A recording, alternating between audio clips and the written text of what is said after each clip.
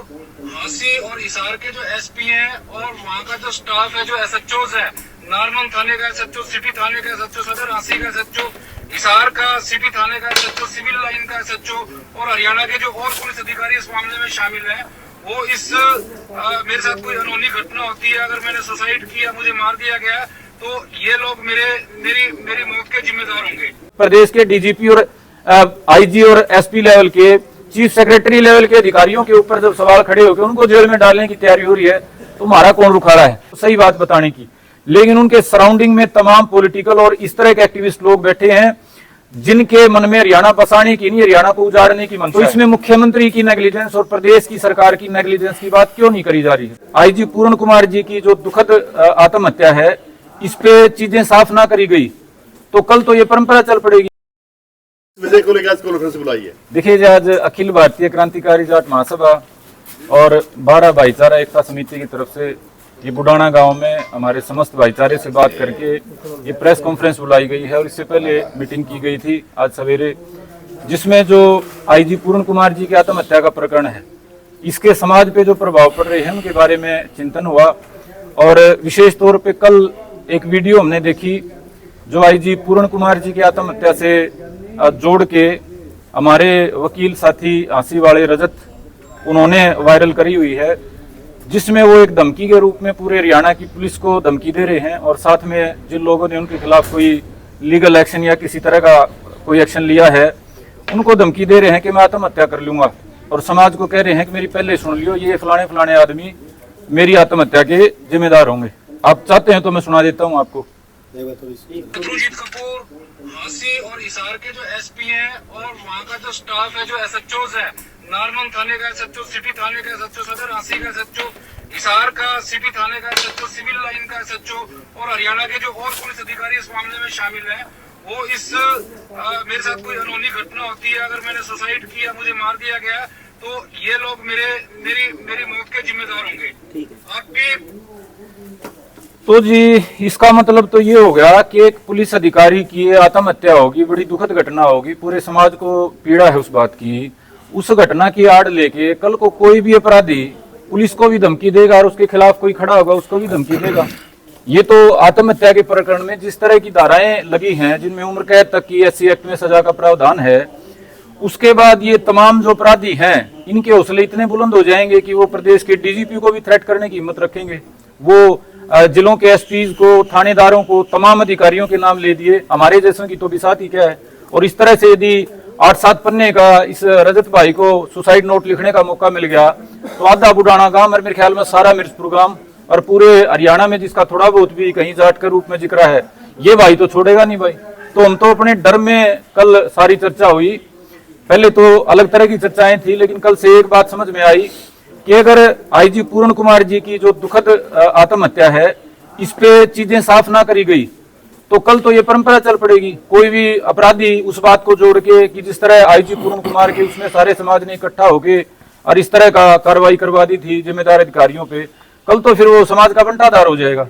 और हमारे जैसे जो लोग जो अपना जितना सामर्थ्य है, जितना प्रयास है, उसके माध्यम से समाज की आवाज उठाने का, और यदि कोई समाज को नुकसान करने का काम करता है उसके खिलाफ यदि कोई एक्शन लेगा तो हमारी तो सबकी उम्र कैद पक्की है भाई। तो ये इस गंभीर परिस्थिति में ये मजबूरी है हमारी कि हम जो सच्चाई है वो समाज के सामने लाने का और प्रयास करें कि इस आत्महत्या के आगे समाज को दुष्प्रभाव ना देखने पड़े। इसके संबंध में अब ये मजबूरी में हम कुछ सच्चाइयां आपको बयान करना चाहते हैं। सबसे, यदि ये आत्महत्या की जिम्मेदारी की जो बार बार बात करी जा रही है कि बड़ा उत्पीड़न हुआ और उस उत्पीड़न के कारण आत्महत्या हुई, और उत्पीड़न भी पीछे से बताया जा रहा है, पिछले 5 साल से उत्पीड़न बताया जा रहा है। और ये भी साथ में उसमें कहा गया है कि जब से नौकरी ज्वाइन करी है अलग अलग तरह का देखने को मिला है। मैं आपको बताना चाहता हूं कि आईजी पूर्ण कुमार जी बड़े सम्मानित आईजी हैं, बड़े सम्मानित पद पे थे वो एडीजीपी। तो 2010 से उनको सक्रिय व्यक्तिगत जिम्मेदारी की पोस्टिंग एसएसपी की मिलने लगी थी। एसपी के बाद वो डीआईजी, आईजी होते हुए इस पद तक पहुंचे। 2009-10 में हुड्डा साहब का राज था, 14 में बीजेपी की सरकार में फिर खट्टर साहब आए, 19 में फिर खट्टर साहब आए और 23 में सैनी साहब, उसके बाद 24 में सैनी साहब, और ये आगे चल रहा है। 3 मुख्यमंत्रियों के राज में उनके साथ वो बताते हैं कि डिस्क्रिमिनेशन हुआ जिसकी परिणति उनकी आत्महत्या में हुई। तो ये जो डिस्क्रिमिनेशन या भेदभाव या जातिगत उत्पीड़न है, फिर उसके लिए जिलों के एसपी या प्रदेश के डीजीपीओं को इनको लपेटने की बजाय तो फिर पहले तो मुख्यमंत्रियों से शुरुआत होनी चाहिए। जिले के एसपी की या प्रदेश की डीजीपी की क्या हिम्मत है वो किसी अधिकारी का उत्पीड़न कर ले।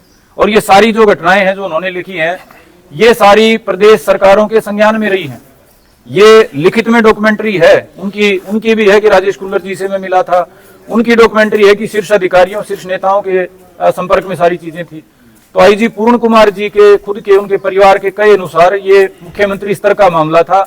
तो इसमें मुख्यमंत्री की नेग्लिजेंस और प्रदेश की सरकार की नेग्लिजेंस की बात क्यों नहीं करी जा रही है?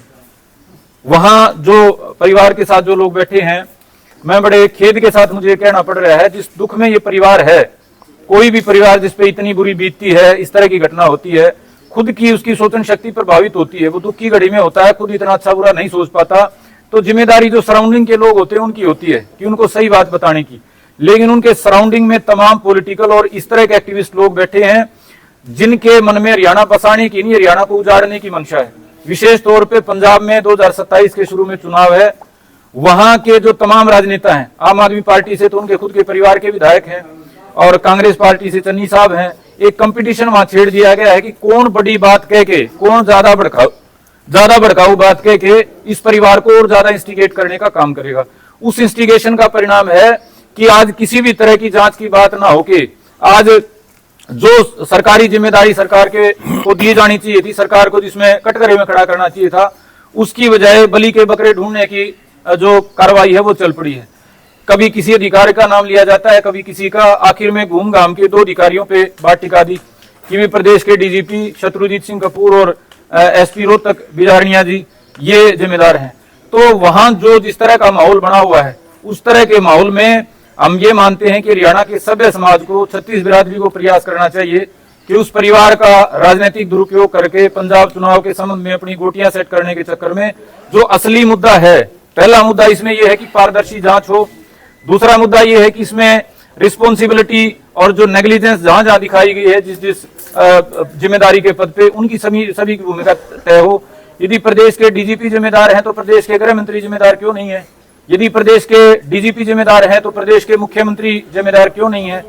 तो ये क्रिमिनल जो नेग्लिजेंस दिखाई गई है, इस पे बात करने की बजाय जातियों पे बात ला दी गई है। आपने देखा होगा रोहतक में पिछले 3-4 दिन पहले प्रदर्शन हुआ, उसमें एक राजनीतिक पार्टी के भाइयों ने पूरा जोर लगा रखा था। एसपी के घर के आगे जातिवादी गुंडे से लेके 100 तरह के वहां चूड़ियां फोड़ने वाले पता नहीं क्या क्या नारे लगाए गए हैं। तो जातियों के बीच में लड़ाई कराने की कुछ लोगों की ये जो साजिश है, अगर ये इसको खुली छूट दी गई और ये जो मैंने शुरू में आपको वीडियो दिखाई, इस तरह के महान नेताओं, बड़े नेताओं को यदि मौका दिया गया आत्महत्या का थ्रेट करके समाज को गुमराह करने का, तो फिर हरियाणा का फिर राम रुखाड़ा है। तो हमारी पहली ये मांग है कि हरियाणा की सरकार इस पूरी बात को संज्ञान में लेके अपनी जिम्मेदारी तय करे, अपनी गलतियां स्वीकार करे और इसकी एक पारदर्शी जांच की व्यवस्था करे। मेरी ये है कि इसके संबंध में किसी एक अधिकारी, 2 अधिकारी या 15 अधिकारियों को बलि का बकरा बनाने की बजाय जो तमाम वहां संगठन जुटे हुए हैं वो पूरी व्यवस्था में जो खामियां हैं उन खामियों में सुधार की बात करें। पिछले 15 साल में 2-3 पार्टियों ने हरियाणा में राज कर लिया और जो वहां बैठे हैं, विशेष तौर पे जो कांग्रेस वाले चन्नी साहब बैठे हैं या आम आदमी पार्टी वाले बैठे हैं, उन्होंने भी अपने अपने प्रदेशों में 5-5 साल तो सभी ने राज करके देख लिया।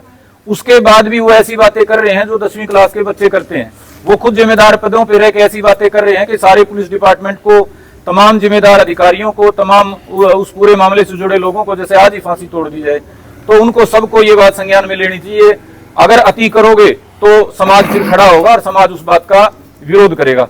और अब आगे की जो बात है, चूंकि हमारा क्रांतिकारी जाट महासभा का मार्गदर्शन मंडल है जिसमें हमारे परम आदरणीय मास्टर चंद्र प्रकाश जी और हमारे आदरणीय जयवीर जी जो deputy director Haryana education department रह चुके हैं और जिला शिक्षा अधिकारी के रूप में वो हरियाणा में अलग अलग जगह पे अपनी सेवाएं दे चुके हैं। ये बहुत ही जिम्मेदार पदों पे दोनों हमारे महानुभाव रहे हैं। मैं चाहता हूं कि आज विस्तार से ये इस पूरे मामले पे अपनी बात रखें। मैं अनुरोध करूंगा retired deputy director Shri Jaiveer Dhanda ji से कि वो अपनी बात रखे इस मामले की, क्योंकि सच्चाई सामने लाना मैं दर्शक साथियों से कहना चाहता हूं। 6-7 दिन इंतजार करके, क्योंकि मौत हुई थी और बड़ा संवेदनशील विषय था, हम नहीं चाहते थे कि कोई इस मामले में लंबी चौड़ी टिप्पणी करी जाए। लेकिन जब थ्रेट हमारे को महसूस हुई, हमारा भी ये मुकदमा चल रहा है, ये जो अभी साथी जिसका वीडियो मैंने आपको सुनाया क्राइम ब्रांच की जांच पेंडिंग है, 302 से लेके मर्डर की जांच, मर्डर से लेके और रेप के केस की जांच पेंडिंग है। अगर कल को ये उसमें उसका नाम आ गया और क्राइम ब्रांच ने इसको वहां किसी न किसी धारा में पकड़ लिया, ये तो फिर सारा हम जो लोग खड़े थे, जो पीड़ित परिवार हैं, उनका नाम और तमाम क्राइम ब्रांच का तमाम का नाम लिख के कर देगा वे कार्रवाई। उसके बाद तो फिर तो हमारे को, जब प्रदेश के डीजीपी और आईजी और एसपी लेवल के, चीफ सेक्रेटरी लेवल के अधिकारियों के ऊपर जब सवाल खड़े होकर उनको जेल में डालने की तैयारी हो रही है, तो हमारा कौन रुखा रहा है? तो इस परिस्थिति में, विशेष परिस्थिति में हमारे को कुछ सच्चाइयां सामने लानी पड़ रही हैं। और मैं आदरणीय चाचा जी से अनुरोध करूंगा कि चाचा जी आगे विस्तार से अपनी बात रखेंगे।